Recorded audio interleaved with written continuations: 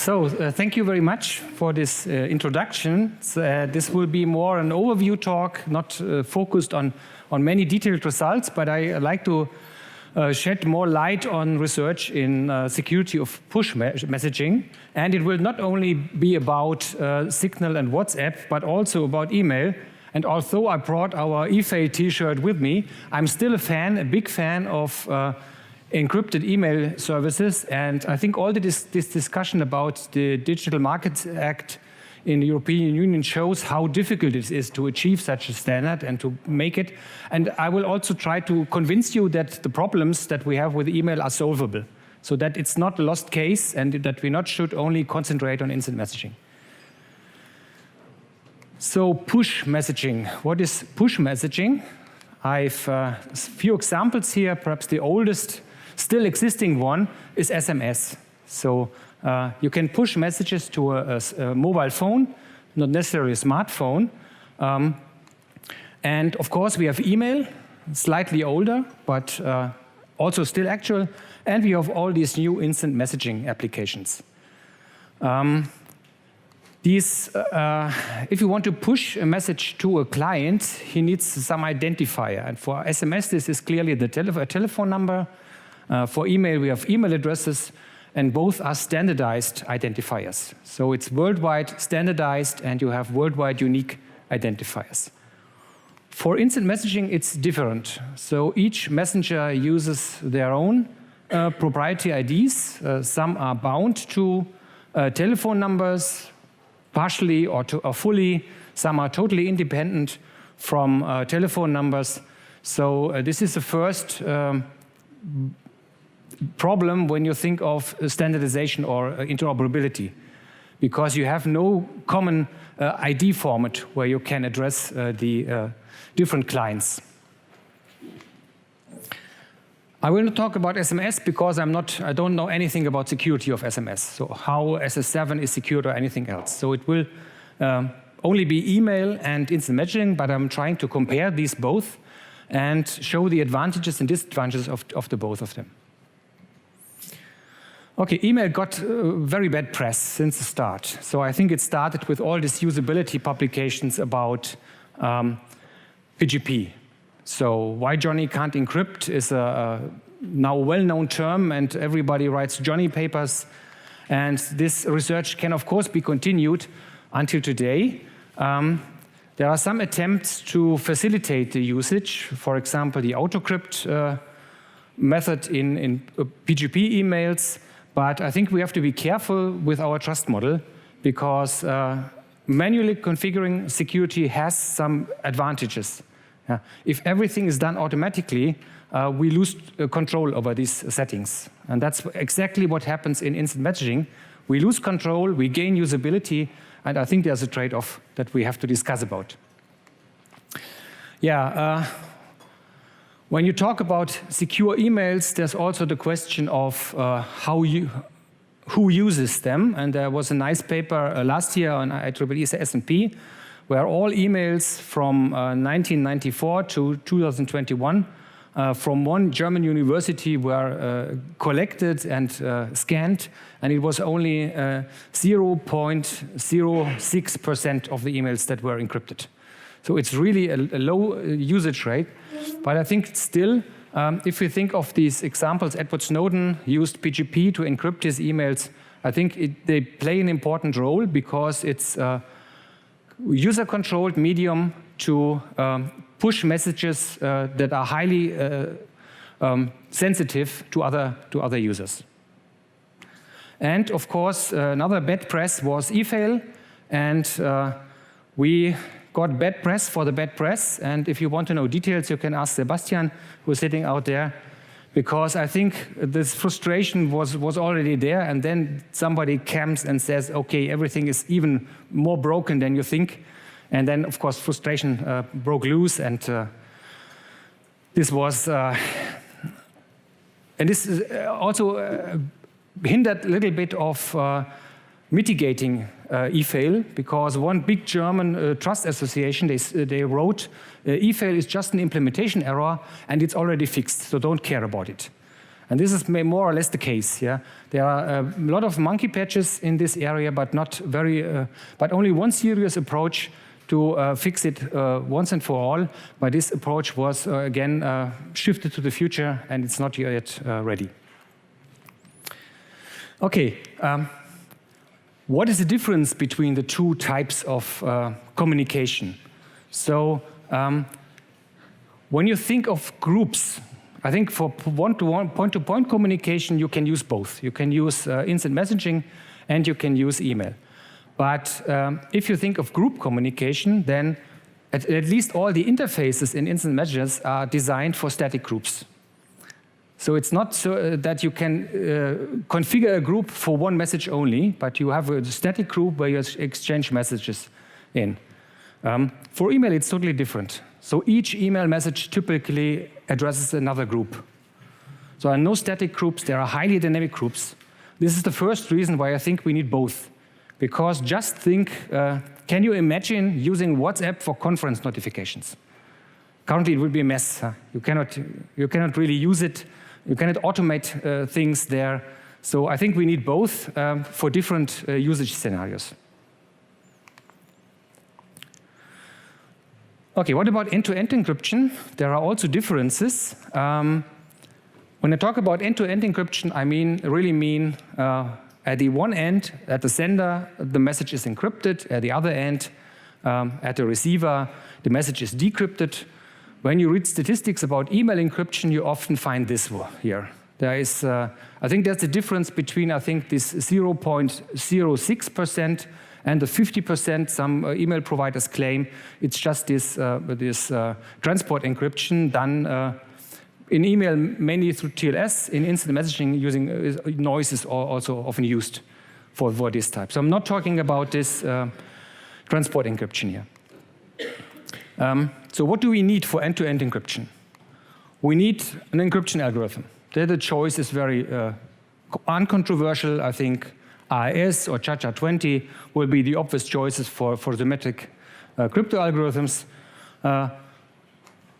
It becomes more difficult when encryption modes are addressed, and encryption modes are often overlooked. In the discussions, always the algorithms are in the center of discussion, but the modes are even more important for security. And I think it's now common consensus that we need some authenticated encryption mode, because there are lots of attacks on unauthenticated encryption. But which authenticated encryption mode to use exactly, there's a large zoo of authenticated encryption mode. This is one problem when interoperability is discussed. And last but not least, we need keys. And how do we get these keys? We need some kind of key agreement. And this key agreement can be done stateless, or maybe I should say I will use the term stateless when I mean constant state. Of course, there is some secret that you need to be able to decrypt messages, but this secret is constant. So statelessly, you can get these symmetric keys via public key encryption or via key encapsulation mechanisms, which are a slight abstraction of public key encryption. For the instant messages, stateful key establishment became popular. This is known before from authenticated key agreement. For example, TLS has stateful and stateless modes. And of course, ratcheting. This is one of the big inventions introduced with Signal, WhatsApp, and the other messengers that offers new security properties for this key agreement. Okay, just to give a more common example, more well-known example, what I mean with stateless and stateful. If we have TLS 1.2, we have different families of cipher suites. If we use TLS RSA, it's more or less public key encryption. Client chooses the pre-master secret, encrypts it, sends it to the server, decrypts it. The constant state you need to make this work is the server's private key. TLS ephemeral Diffie-Hellman, on the other hand, there's full Diffie-Hellman key exchange plus a digital signature in there. And there's a state that changes. For this, for decrypt messages in this cipher suites, you need a key that later is no longer available. So this is a state that changes from TLS session to TLS session. And here stateless means also that there is no perfect forward secrecy here. And for transport protocols like TLS, this is bad, because we do not store any messages in encrypted form, so we should use stateful encryption. So this is why TLS 1.3 moved to only stateful encryption, and only the ephemeral Diffie-Hellman cipher suites are supported in TLS 1.3. For instant messaging, it's not so clear what is preferable. Just to give you these two examples, email encryption and instant messaging based on ratcheting, there are some security properties and some restrictions.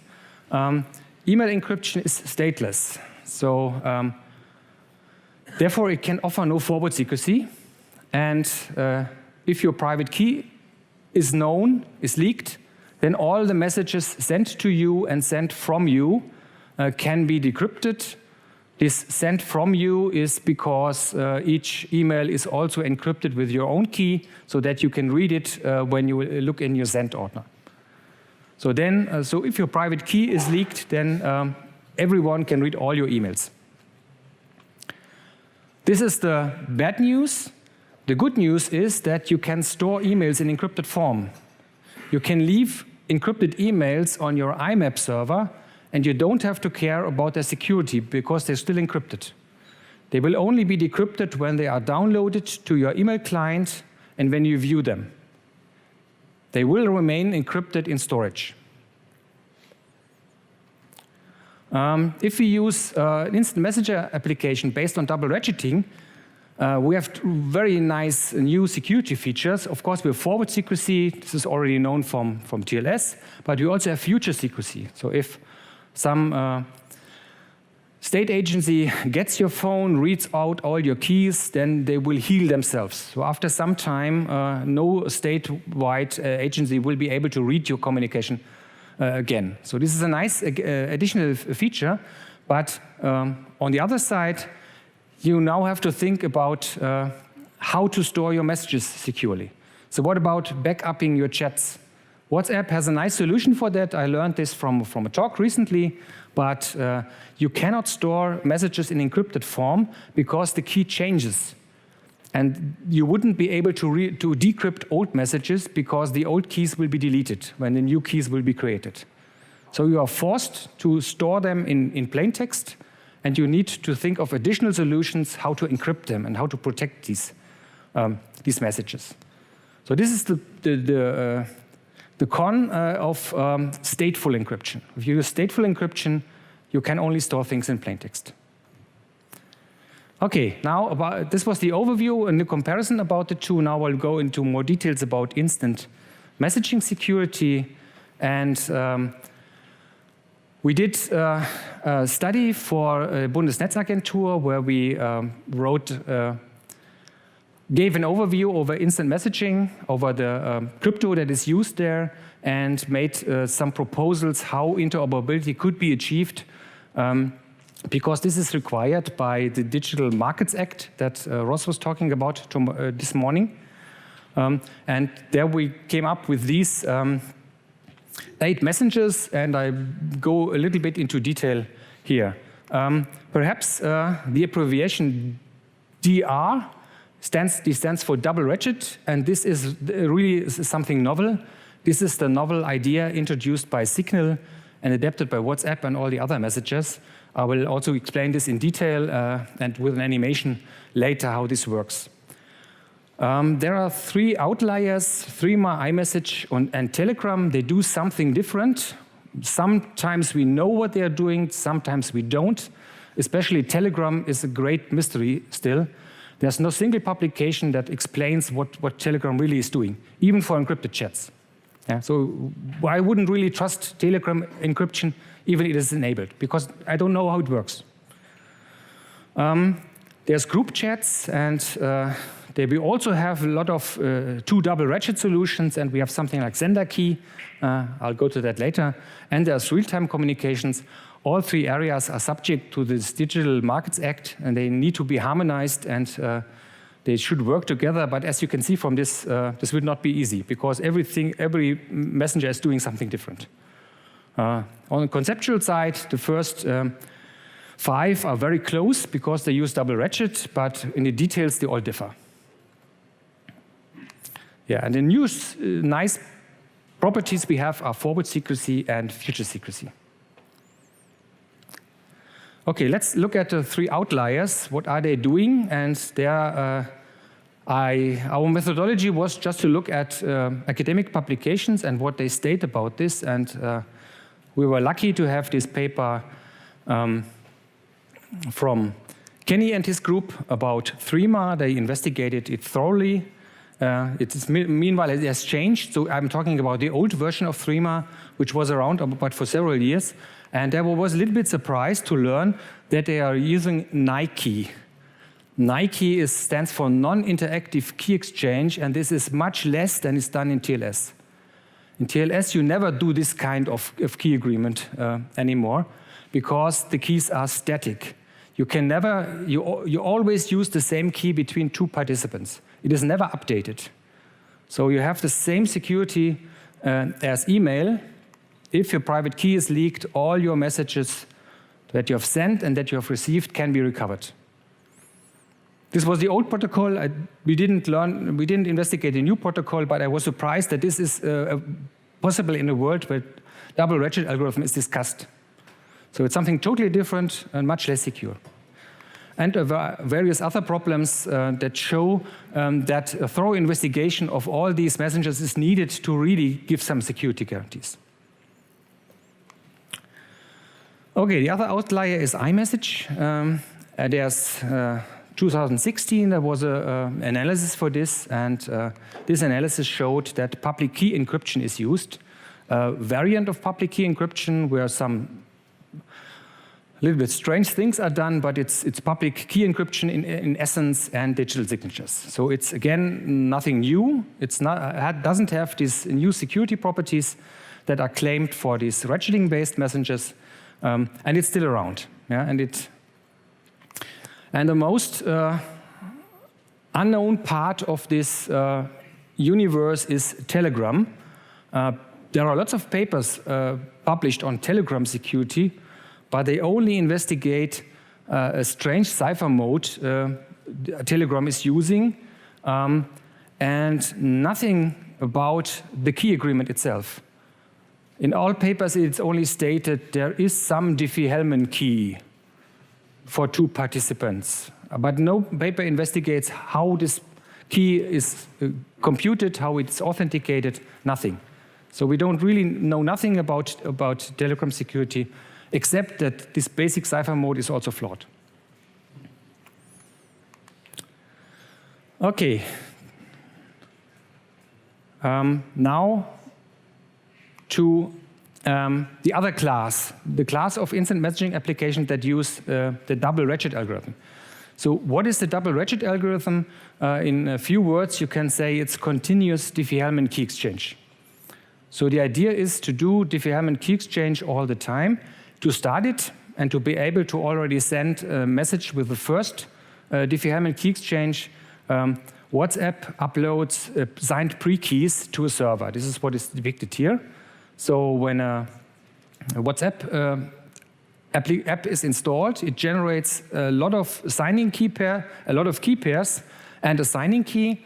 And these, the public keys from these key pairs are signed and uploaded to a cloud server. When Alice now wants to send a message to Bob for the first time, she can retrieve such a pre-key from the server, and now she has a first Diffie-Hellman share that she can use for key agreement. She then selects her own share and derives a first derivation key, and sends her own key share that she just computed to Bob. Bob can also derive this derivation key. This derivation key is not directly used for message encryption. There's another key derivation step, And we have a first key that is used to encrypt the first text message sent to Bob. If a second text message is sent, this key is again mutated, it's altered. Whenever the communication direction changes, so when Bob now answers to Alice, another round of key exchange, Diffie-Hellman key exchange is added. So now Bob creates another Diffie-Hellman share, sends it to Alice, and then the answering message from Bob is encrypted again with a totally different key. This is chained, so the first derivation key is chained into the second derivation key. So it suffices to have a signature at the first message. Later on, you can rely on the state you have for authentication. Only those two, Alice and Bob, will have the same state, and all future keys will be authenticated through that. So that's the double ratchet algorithm, and in various variants it is used for point-to-point text message exchange in the different messengers. And this provides, as I showed you on the other slide, forward secrecy and future secrecy, because if this state is leaked at some point in time, when you have concluded a full Diffie-Hellman key exchange, you have new randomness from both sides, which a man in the middle does not know, and then your key will be updated, and your lost secret will be healed. So this is future secrecy. This is the idea. And there's more crypto than text be transmitted. Here there's a very high load of crypto messages. But it's working, and it's deployed in many messages, so it's a fully working solution. What we don't know about this solution is data about actual how it's deployed, deployment scenario. So how often do customers lose their state? For example, because they are uninstall their WhatsApp Messenger, reinstall it. This we don't know, because I think this is data only WhatsApp has. So it's not clear how long this ratcheting chain becomes before it's started afresh. Okay, and we must store messages in clear text. As I learned, WhatsApp has a very nice, ingenious solution for this, but you have to implement it to protect these chat messages when you back up them in the cloud or somewhere. Okay, this is just one slide for a typical use case of file transmission. So when you think of images or audio files, they are typically not transmitted directly between the two messaging apps, because there's a good reason for that, because the recipient may be in an area where he has only low bandwidth, and then sending a big picture or a big audio file would only annoy him. So what you typically do is the sender chooses a random key, encrypts the file, uploads it to a server, gets back an URL, and then you have only to put the URL and this key into your text message, which is encrypted, most probably with a double ratchet derived key, and then you can send it to the receiver. He can extract the URL, get the ciphertext, decrypt it, and then you have to, on this later step, retrieving the file can be done when the receiver is in a network setting where he has a high bandwidth. So this is the main reason for this. As far as group communication is concerned, there are at least two deployed solutions, about a third, I'm not so sure anymore. You can use simply duplicate all messages and use the point-to-point ratcheting channel to send them. This is not a big deal, because the messages are very short. As I showed before, large files will not be transmitted directly, so you don't have to double the effort for large messages, but only for small messages. So it works, and it creates only minimal overload. So this is simply using the point-to-point communication for all groups. And this is similar to email. Email has one single step which increases performance a little bit, because in emails you typically do include large files. So the messages you are sending, they can be very large. So they are only used once, and the keys are added for all recipients are added to this message. So it's individual channels. So at some point in time, the SMTP servers will distribute copies of the email to all the recipients. But so it's similar to email, but it's not completely the same. So this can be used for the dynamic groups. So if this kind of group communication would be used, we could also use the messenger for dynamic groups. But in I think 3 cases, a technique called sender key is used. And here it's there's a setup phase. In the setup phase shown above, each participant selects his or her own group key, which she or he will use for all group communications, and distributes this group key to the other members of the group. And then, shown below, the big gray arrows, these are broadcast messages to the group, where this group key is used. And for each sender, a different key is used. Therefore, it's called sender key. There are additional options. So we could also use a static group key, for example, where the group manager selects the group key and distributes it to all other participants, and then all of them use the static key. The 2 last solutions are better suited for static groups than for dynamic groups. At least this one, if the group changes, you would constantly have to do this initial phase again and again, because otherwise the group will not really be closed. So these last 2 things are much better suited for static groups than for dynamic groups.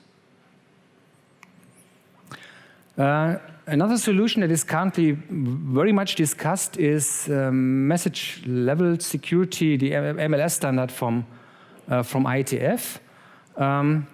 It's stateful like double ratchet, and needs a synchronization server. I'm a little bit skeptical about this until it is deployed, because I think there may be more state to be kept here, because there is a binary tree. This binary tree can degenerate into a forest, and all this must be communicated to all participants. So I will very much, it would be very nice if this can be shown that this can be deployed on a large scale and can be used. But currently it's specified. It would be a great building block for making interoperable instant messaging, but it still has to be deployed by now.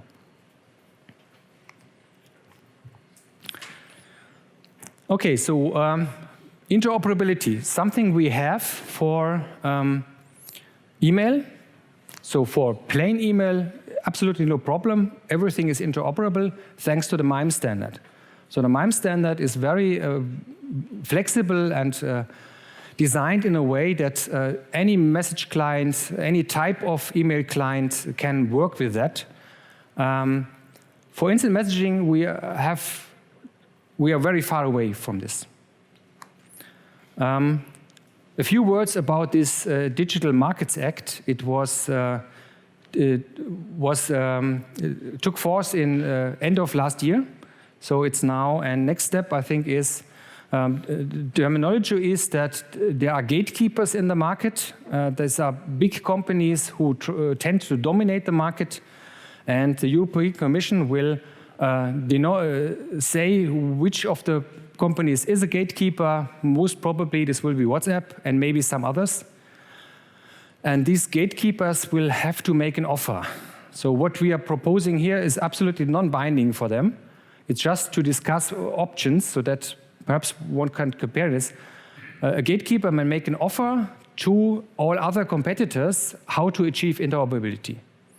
And this will happen somewhere next year. So I think in November, gatekeepers will be designated, and then they have time to make an offer.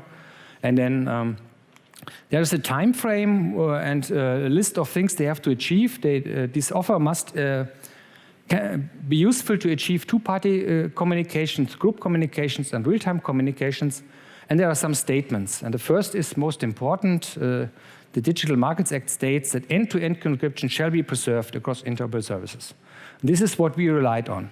So we thought about how can we achieve end-to-end security without making offering the possibility for interception. And there's more. Metadata should be protected and abuse prevention should be provided. This was not part of our study. If you are interested, study is available at Bundesnetzagentur at this URL. I think you will find it there. And what we discussed first were various options, where encryption, since the details of encryption vary, we need some kind of translation between these details. And we certainly don't want to do this. A server-side gateway where encrypted traffic comes in, is decrypted and re-encrypted again, because this is not end-to-end encryption. What Ross mentioned tomorrow is client-side gateway, and there I'm a little bit, this is my understanding of what the proposal was. I think some companies proposed a client-side gateway, and I think it implemented something that you can already do manually. So you can simply copy and paste your text you are sending with Signal to your WhatsApp app. But this means, in my understanding, that for this type of client-side gateway, if you are a Signal user, you have to install a full WhatsApp application and to become a user of WhatsApp, even if you don't want this. So this is, therefore, we did not consider this, because this forces users of competitors to become users of the gatekeepers. And that is exactly the contrary that what the Digital Markets Act wants to achieve.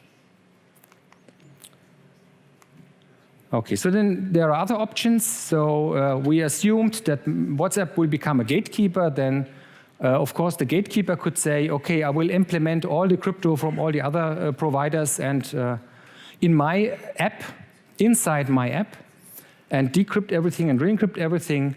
Or the gatekeeper could say, I will push the burden to you, to your competitors. You have to implement this. Here's the specification. I think both approaches are very, very hard to implement, and they're not really flexible. So we came up with two remaining scenarios, namely that the gatekeeper provides a cryptographic library and only has the competitor to implement a cleartext API. And this cryptographic library will then be included in the app of the competitor, so there will be no space in between for interception. Or a standardization approach, but that's a long time issue. Okay, so what about standardization? There is a IETF group now, IETF Instant Messaging Interoperability Group, and this charter of this group exactly states what also the DMA wants to achieve, namely that only a minimal set of mechanisms should be specified, so no completely new standard, but looking at what is there and adapting it to make it interoperable, and also that security and privacy properties should be preserved. There should be nothing else. But currently, there's only a list of problems on this working group webpage, and this was very helpful for us because they really listed everything that needs to be standardized to have a complete solution. Goal of standardization should not be this.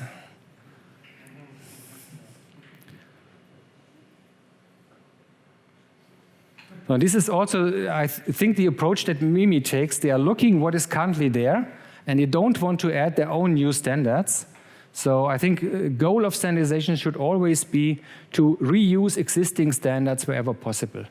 For example, if you use a message format for encrypting data, you could use JSON Web Encryption for that, because it's already there. There are libraries out there that implement it, that will facilitate the implementation for everyone. Okay, what should be standardized? I think we should standardize a naming scheme. That's not very complex. Email has showed us how this should be done. Email addresses, you have a local name. This is fully free. You can do everything you want with that local name when you're an email provider. And you have a standardized name, and the most flexible mechanism to define this is just a DNS domain. Then it's very easy to to name every client in the world by using such a thing. And you can prefix it or use it as a suffix. It doesn't matter, but you need those two parts. Another thing that perhaps should be standardized is initial authentication. If you just offer, if the gatekeeper just offers an interface to receive messages, it could be abused. So authentication should be standardized, and there should be digital signatures are the most flexible solution for this. Okay, and for text messaging, double ratchet is the de facto standard that should be at least be kept, and maybe MLS later. Okay, so we think we have showed that we can achieve end-to-end encryption, and standardization is somehow slow. This RP approach is agile and fast and doesn't block innovations in this key management thing. And maybe we start with this API approach with only minimal standardization and can then see if there's need for additional standardization. Okay, so I'm a little bit late in time, so I'll try to not rely on that.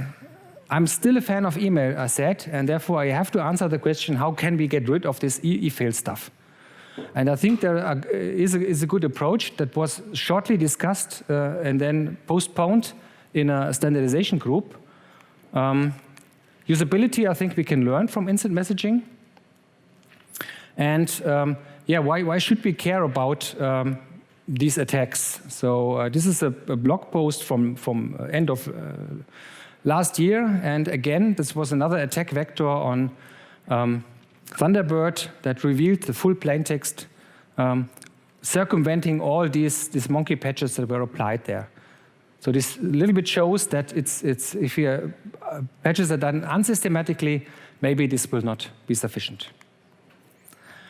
Yeah. So to get an approach for this, here are the use cases for encrypted email. So first, you send an email, you encrypt the data. Headers are always unencrypted.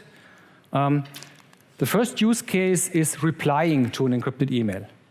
You never send back the same ciphertext. You always decrypt it and re-encrypt it. Second use case is forwarding an email. Again, you never send the same ciphertext. You decrypt it and re-encrypt it. This is the main observation here. And this is the basis of the solution here that we proposed already 2 years ago. We have contexts in which an encrypted email is sent. There is the SMTP context, as we called it. It determines the reply actions. If you click on reply, these headers will determine who will be replied to. We have the MIME context that determines exfiltration channels that were the classical e-fail attacks. And yeah, we see in these standard usage scenarios, whenever the context changes, then also the ciphertext changes.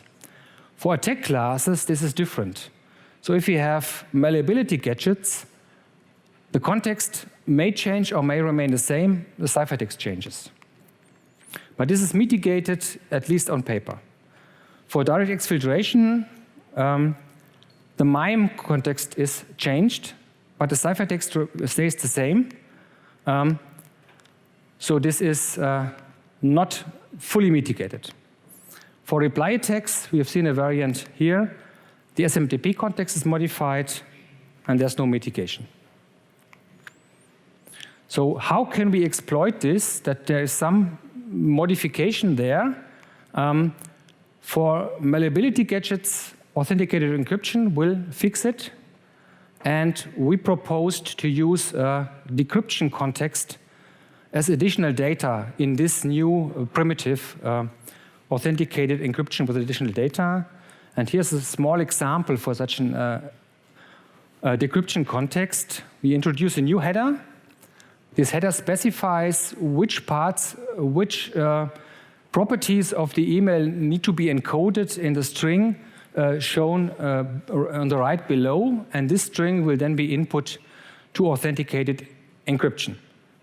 If nothing changes, authenticated encryption will succeed and the plaintext will be returned. If something changes, for example, the from email address, then this check will fail and the authenticated encryption will return nothing. We implemented this for Enigmail OpenPGP, for an experimental version of AAD, and we did false positive evaluation, and only Outlook was really outlier here. So we couldn't use it for Outlook, all other things were okay. Yeah, this was discussed at CCS 20, published, discussed only previously on the OpenPGP mailing list in a first step. So it was only, I think, a discussion about if the OpenPGP cipher mode should include some other data. It should be allowed to include some other data when encrypting plaintext.